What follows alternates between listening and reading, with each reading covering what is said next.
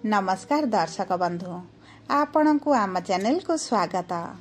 आमर आज भिडटी कन्या राशि व्यक्ति विशेषों बहुत गुरुत्वपूर्ण रही से आपण धैर्यर सहित यही भिडटी को शेष पर्यंत देखंतु एवं आपणकर व्यस्त बहुल समय मध्यरु मात्र 10 मिनिट समय आपण निज पई दियंतु निज भविष्यत विषय जानतु।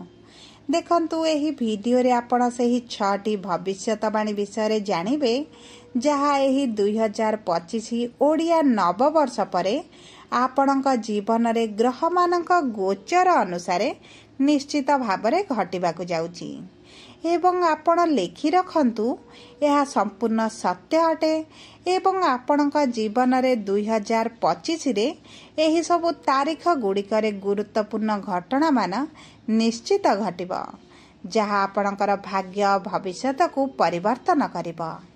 किंतु सर्वप्रथम जानि रखिबा अत्यंत आवश्यक जे समस्तंकर जन्म कुंडली भिन्न भिन्न होइथाए एवं पूर्व जन्मर कर्म अनुसार एही जन्मर कुंडली प्रस्तुत होइथाए।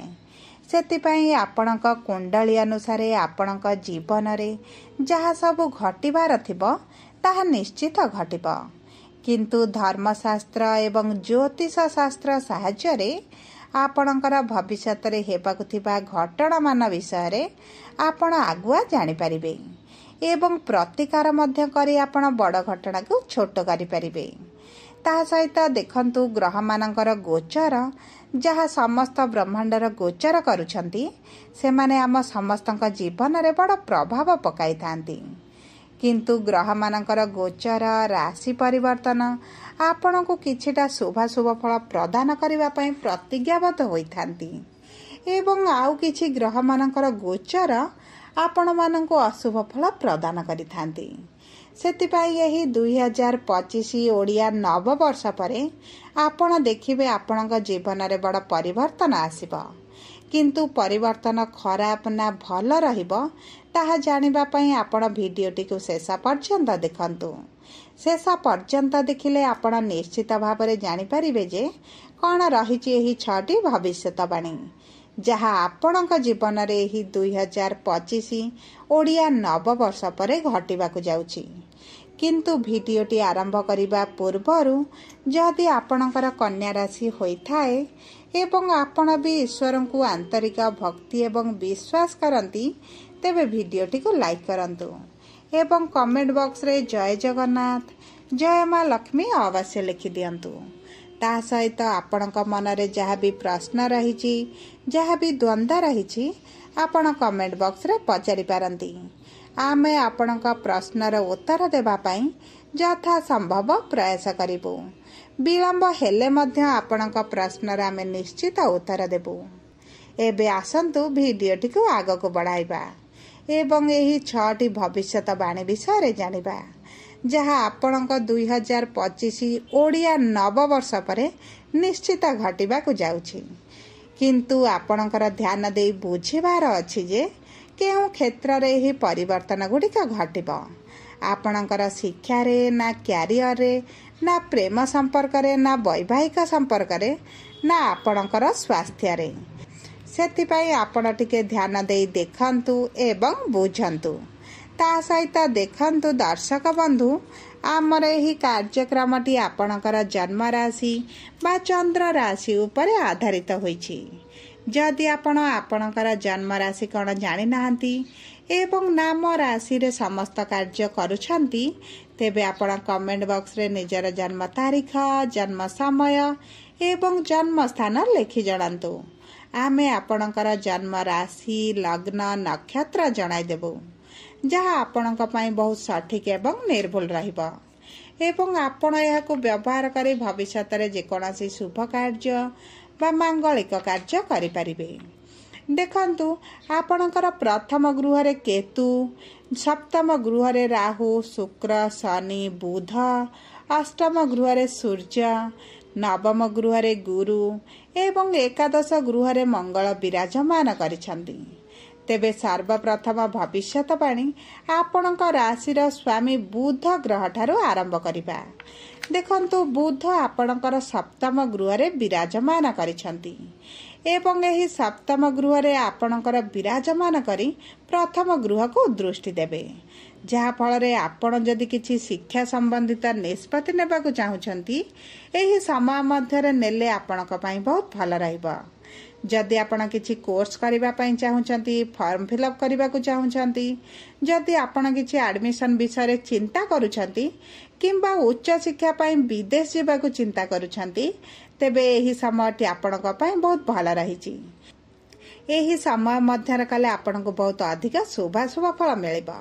ता सहित देखंतु गुरु आपणकर नवम घरे रहिबा हेतु तांकर नवम दृष्टि आपणकर पंचम गृह को रहुछि जहा फल रे आपणक शिक्षा पई बहुत भल समय रहिछि। एबे आसंतु जानिबा द्वितीय भविष्यवाणी विषय रे। आपणकर शनि एही मार्च मास 29 तारिख दिन निजर स्वराशि माने कुंभ राशि छाड़ी मीन राशि को आसीछंती सेतिपई आपणक राशि रे किछिटा प्रभाव निश्चित पड़िबो। शनि आपणकर षष्ठ गृह रु मार्च मास 29 तारिख पर बाहरी आपणकर सप्तम गृह को आसीछंती। शनि आपणकर सप्तम गृह को गोचर करिबा क्षणी आपण किछि नूतन कार्य आरंभ करि पारंती कारण सप्तम गृह को शनि आसिले शुभ फल प्रदान करंती।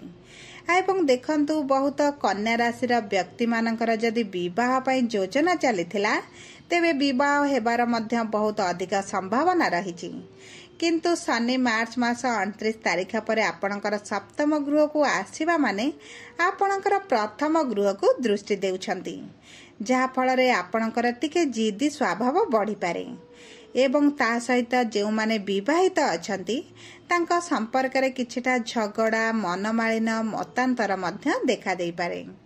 तेबे देखंतु आपणकर एही 29 तारिख परे बा एही शनिकर चलन परे आपणक संपर्क को आपणको टिके जगिबाको पड़िबो किंतु जदि आपण विवाह करिबाको चाहुचंती तेबे आपणकर बहुत सहजरे विवाह हेबार जोग मध्य रहिछि। तेबे आसंतु एबे जानिबा तृतीय भविष्यवाणी विषय रे। देखंतु 2025 ओडिया नववर्ष प्रेम संपर्क पई बहुत भल रहिछि कारण पंचमेश शनि सप्तम गृह रे केंद्र रे रहिबे।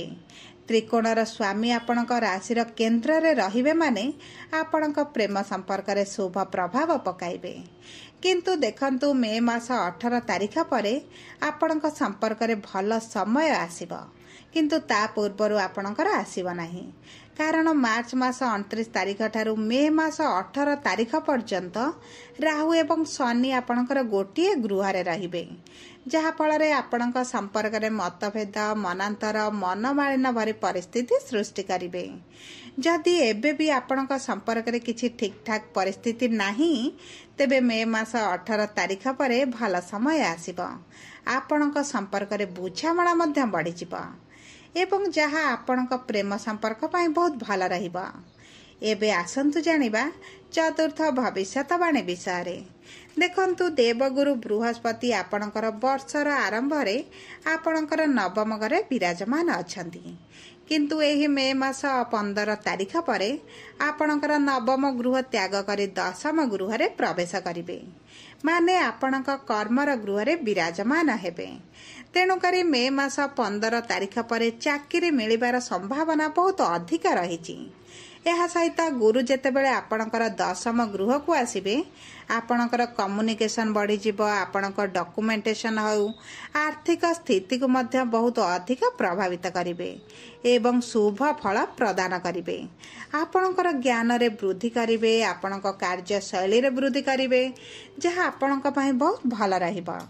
देखंतु गुरु 12 वर्ष परे आपणकर कर्मर गृह को आसुछंती जहा फल रे आपणकर कैरियर रे निश्चित भाव रे उन्नति आनिबे आपणकर काम शैली रे उन्नति आनिबे आपणकर ज्ञान रे वृद्धि करिवे एवं जहा आपणकर 12 वर्ष हला घटी नाही आपणकर एही कर्म क्षेत्र रे 12 वर्ष परे घटिबाकु जाउची। एबे आसंतु जानिबा पंचम भविष्यवाणी विषय रे। देखंतु एही 2025 ओडिया नववर्ष आपणक पई गोटे एमिति वर्ष रहिबो जे आपण एही वर्ष किछि बड़ जिनिस किनि पारंती बड़ घर हेउ गाड़ी हेउ किंबा आपण जे कोनोसी बड़ जिनिस निश्चित भाव रे किनिबे किंबा आपण कौनसी पुराना जिनिस विक्रय कर नूतन जिनिस आपण आनीपारती। ता सहित मे मास 15 तारिख पर आपण माँ को स्वास्थ्य बड़ परिवर्तन आसीब। आपण माँ को जदि चिंता रही स्वास्थ्य रे समस्या रही ताहा मध्य दूर हो जहाँ आपण एक वरदान सदृश रहिबा। एबे आसंतु जानिबा षष्ठ बा अंतिम भविष्यवाणी विषय।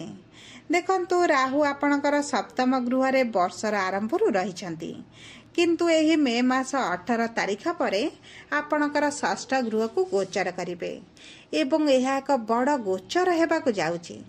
दीर्घ 18 वर्ष पर हेबाकु जाउची, जहा फल आपणकर षष्ठ गृह रे बड़ प्रभाव पकाइबे। जेतेबेले राहु आपणकर षष्ठ गृह को आसीबे सेतेबेले जो व्यक्ति माने रोग ऋण शत्रु कोर्ट कचेरी किंबा कोनोसी लीगल काम रे फसी रहितिले सेमानकर सेही सब बंधन रु मुक्ति मिलि जिवो।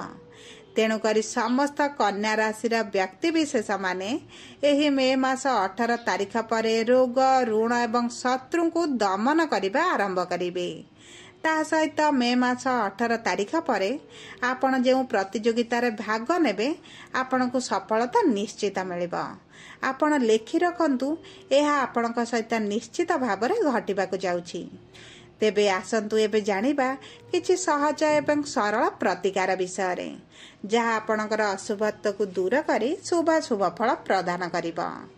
देखंतु आपण प्रतिदिन प्रभु गणेशंकर पूजार्चना करंतु, ता सहित प्रभु बुद्धंकर बीज मंत्र मध्य जप करंतु एवं आपण प्रतिदिन चेष्टा करंतु गायत्री मंत्र जप करिबा पई, हनुमान चालीसा पाठ करिबा पई। एहा आपणक भाग्यर बड़ परिवर्तन आनिबो। देखंतु जदि आपणकर कन्या राशि होइथाए तेबे भिडियोटी किभଳି लागला कमेंट बॉक्स रे लिखि जणांतु। जदि आपणक प्रियजनकर कन्या राशि होइथाए तेबे भिडियोटी तांका सह शेयर करंतु। जदि प्रथम थर आम चैनल को आसीचंती चैनल को सब्सक्राइब करंतु, पाखरे थिबा बेल आइकन को प्रेस करंतु। धन्यवाद।